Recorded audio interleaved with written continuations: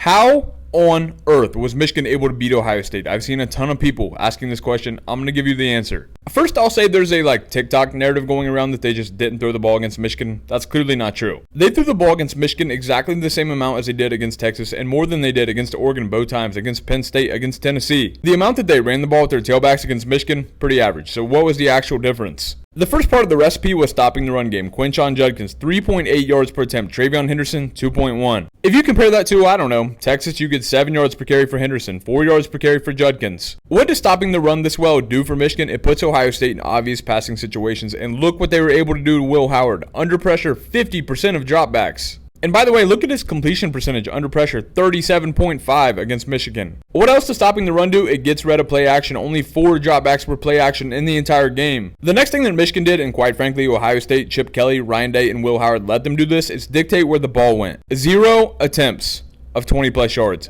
0. What did Michigan do to stop this? Well, they came out in too high consistently. They played a ton of zone, and they gave Will Howard a ton of looks to really confuse him. When you're on offense, you're supposed to be making the defense react to you, and the opposite was happening in this game. Ohio State was reacting to Michigan. Just to be clear, by the way, the play calling itself was more conservative than you would like, but they were calling deep shots. They were not getting thrown. The reads were not there, whether it was because of coverage or pressure on Will Howard. Can Notre Dame or really anybody else in the country replicate what Michigan did? No, because they don't have Mason Graham, they don't have Kenneth Grant. Michigan was playing with 5 and 6 man boxes and just blowing up the run against Ohio State. There's nobody else that's doing that. So to all the people every week that say Michigan showed you the formula, why don't you just do what they did?